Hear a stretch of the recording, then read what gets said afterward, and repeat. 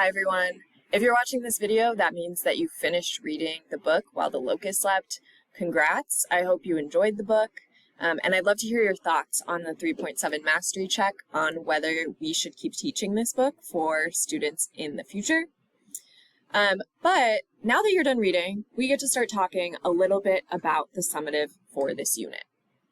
So the summative assessment for this unit is to write a 5-paragraph essay that explores a line of inquiry about the book. In order to get started, we are going to read through the sample lines of inquiry organized by theme, and then you are going to circle 3 of these lines of inquiry that are most interesting to you.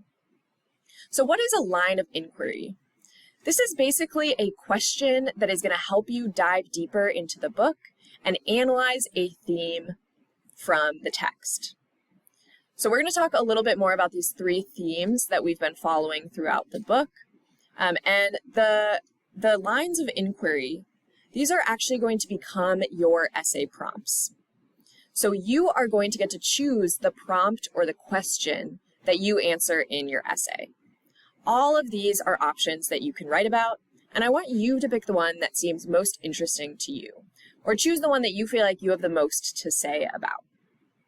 So first we have this theme of growing up in the margins. Remember, that's growing up as a child and kind of being pushed off to the side or ignored or neglected by society. And there are a couple questions you could choose to answer in your essay about growing up in the margins. Question number 1, how does growing up in the state school at Owatonna affect Peter's attitude and behavior towards adults outside of the school? Question number 2, how does Peter's race affect him in the state school and in the small farming towns of 1940s Minnesota? Question number 3, think of Peter's multiple aspects of identity as pieces of a puzzle that fit together.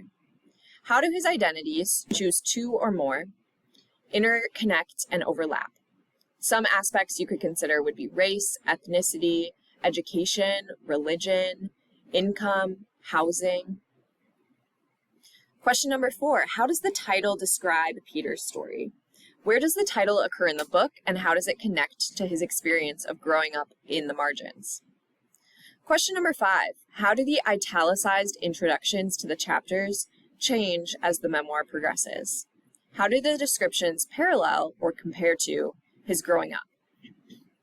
So I want you to think about if any of these questions about growing up in the margins, do any of those sound interesting to you? Do you feel like you would be able to answer those questions really well? If so, go ahead and circle the one that you're interested in. The second set of questions you could choose to answer for your essay are all about standing up to oppression. So fighting back, trying to gain power for yourself when you are powerless, and trying to get justice. The first question we could think about is, how does Peter learn to stand up to oppression?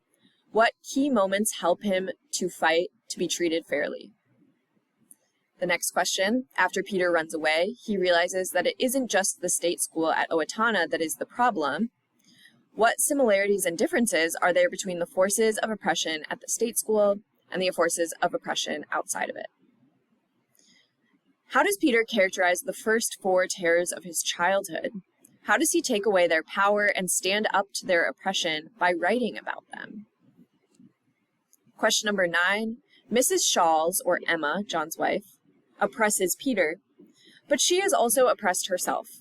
Explain how Mrs. Shawls oppresses and is oppressed in the book. What happens to her in the end, and how is this similar and different to Peter's ending? Our final question for standing up to oppression, who else stands up to oppression in the book, and why do they do it? How do these characters' behaviors affect the oppressors? How do they affect Peter?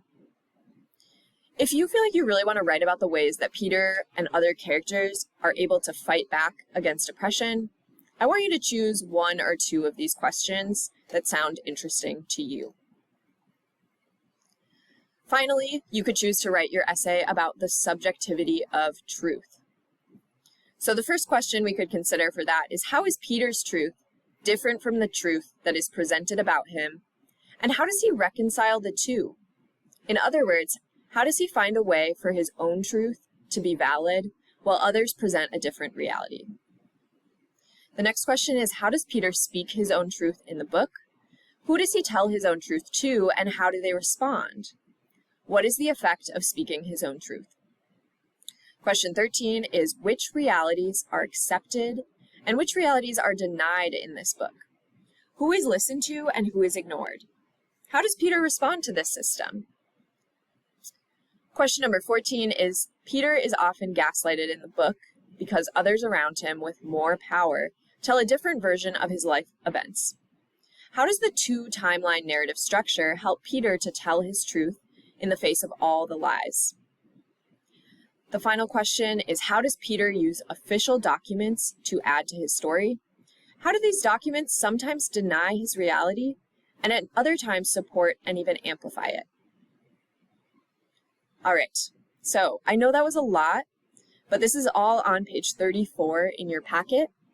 And what you're really going to be doing is choosing one of these questions to write your summative essay about. If you want more information about what one of these questions means or how you might answer it, I would love to talk to you about it. But your job now is to circle 1 or 2 or 3 of these questions that are interesting to you, and then to do some brainstorming on the next page. So what is interesting to you about this question? Why did you circle it? And how do you think you could answer it? What scenes or examples are coming to mind when thinking about this line of inquiry? So go ahead and start brainstorming for your summative. Let me know what questions you have, and good luck.